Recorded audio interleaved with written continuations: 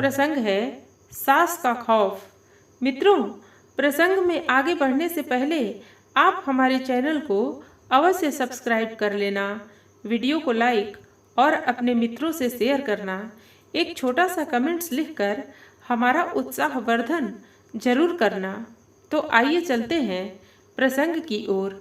मित्रों, बर्तन गिरने की आवाज़ से शिखा की आंख खुल गई। घड़ी देखी तो 8 बज रहे थे। वह हड़बड़ा कर उठी।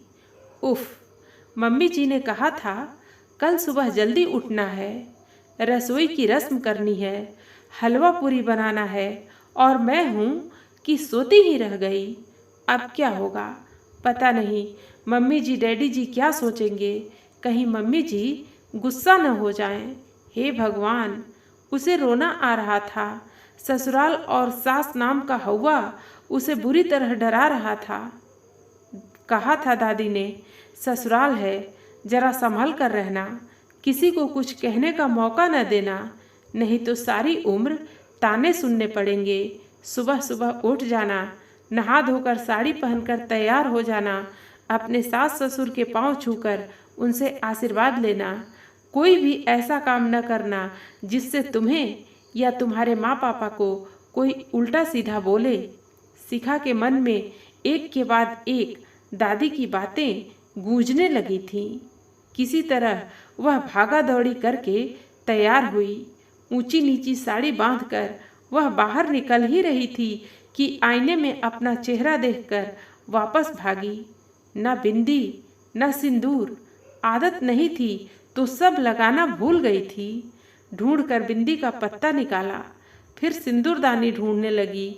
जब नहीं मिली तो लिपस्टिक से माथे पर हल्की सी लकीर खींचकर कमरे से बाहर आई। जिस हड़बड़ी में शिखा कमरे से बाहर आई थी, वह उसके चेहरे से, उसकी चाल से साफ झलक रही थी। लगभग भागती हुई सी वह रसोई में दाखिल हुई और वहां पहुंचकर ठिठक गई।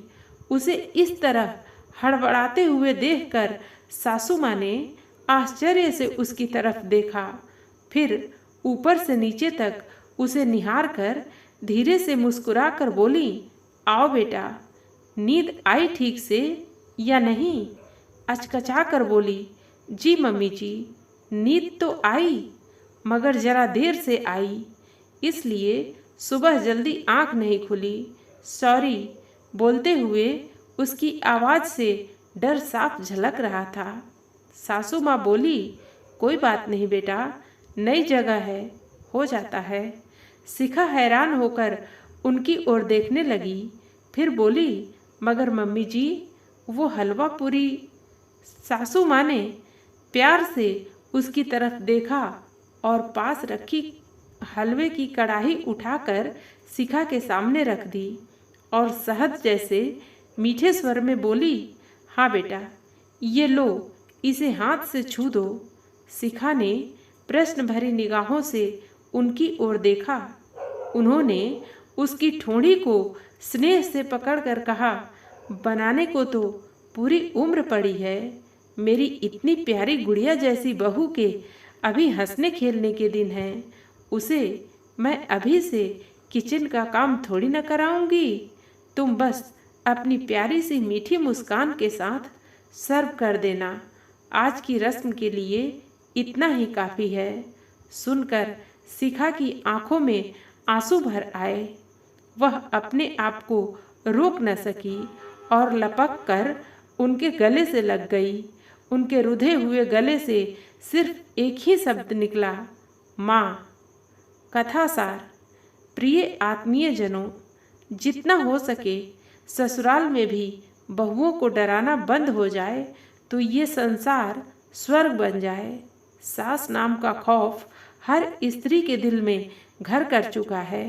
इसे आपसी प्यार और सामंजस्य से दूर किया जा सकता है। मित्रों, फिर मिलते हैं अगली प्रस्तुति के साथ। धन्यवाद।